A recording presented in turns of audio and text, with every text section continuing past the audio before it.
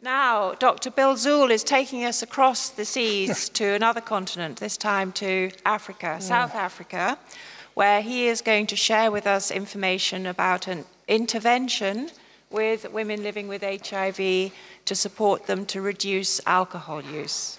Dr. Zuhl. Thank you.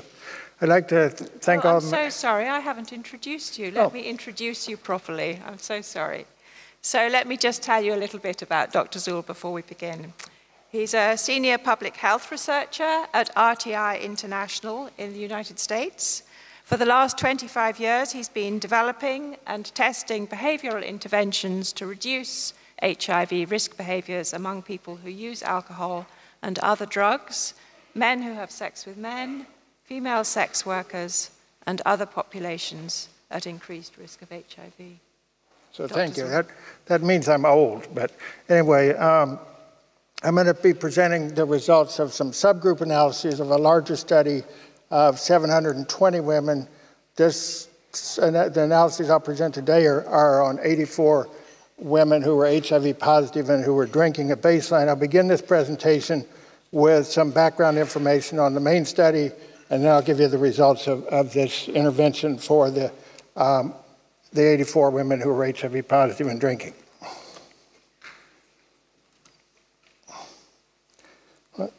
Okay, so alcohol is probably the most widely used and abused substance in the world.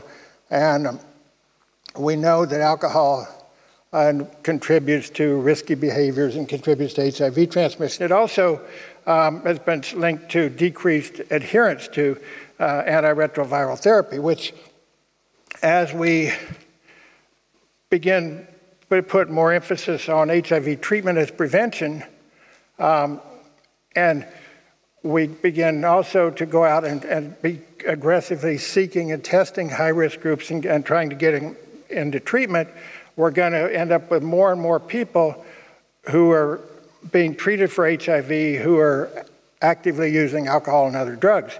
And so interventions to reduce alcohol use in this population are going to become increasingly more important. This intervention is an adaptation of the women's CoOp, which was developed in North Carolina in 1998, and it's been tested in numerous countries around the world and demonstrated efficacy.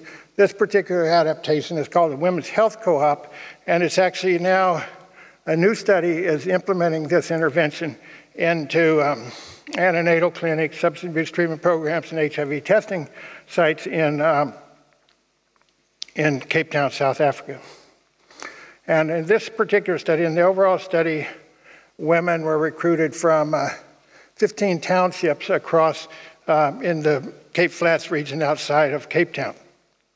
The Women's Health CoOp, just to give you a little bit of information about the intervention, is based on Black feminist theory and empowerment theory.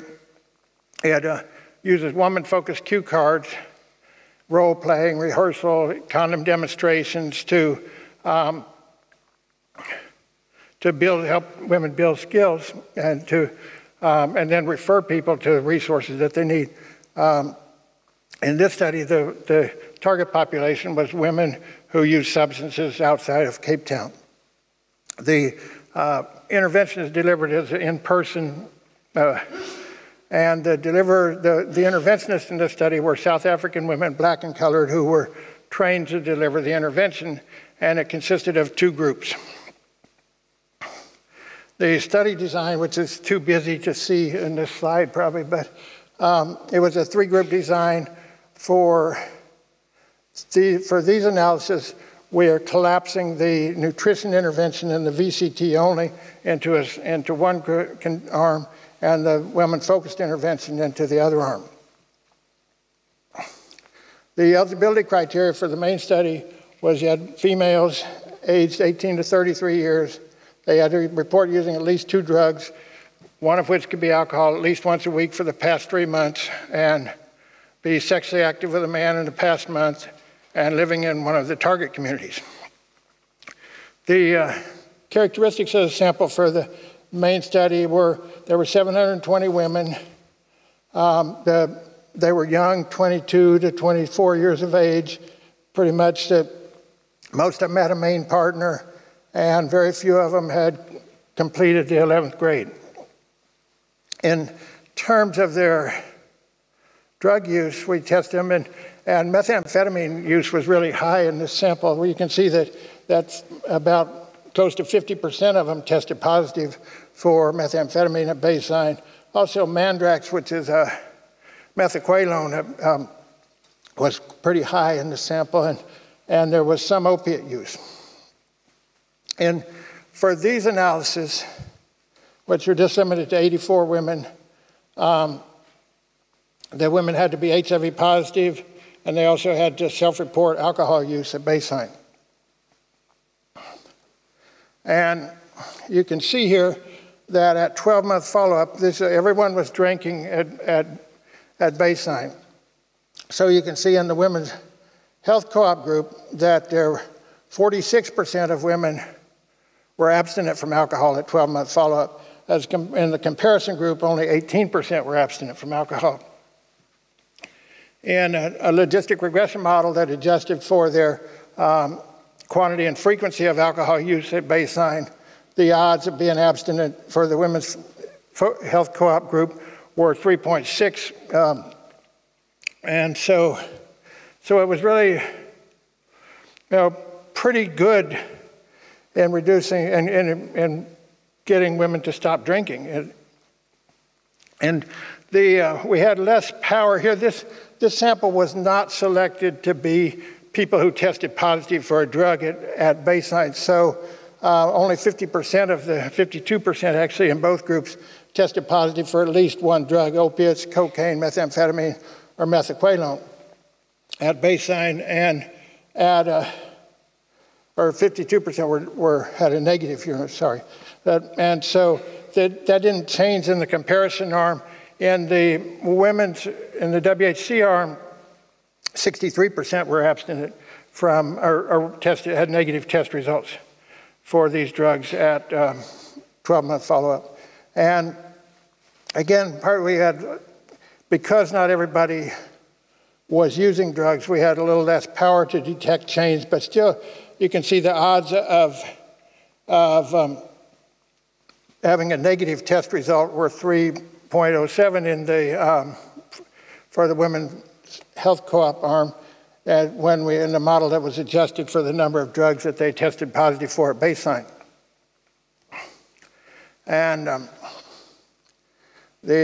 my conclusions: in previous analysis of the whole sample, we found that the intervention was efficacious in increasing abstinence from alcohol and other drugs, and that was published in BMJ Open in last year.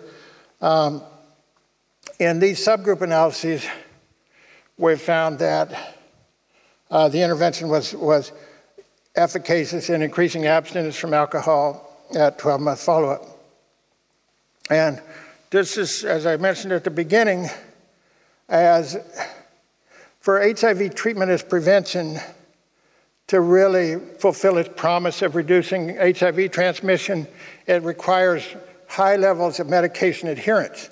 And alcohol interferes with that. So it's going to become increasingly important for us to find brief interventions for reducing alcohol use among HIV-positive people who are being treated, and these interventions that are simple and can be implemented into clinic settings. And this, like I say, this is going to even become more of a problem as we see this. I don't know about other parts of the world. In the US, they're pushing this, what they call seek, test, treat, and retain, which is to go and aggressively test people, do outreach into high-risk areas with high-risk populations and test them and try to get them linked to treatment.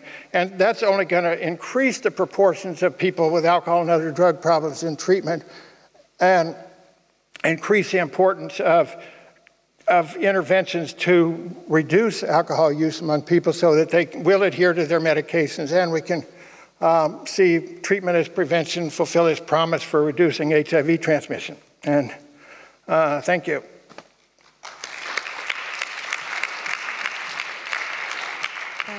Thank you very much. That was a good presentation.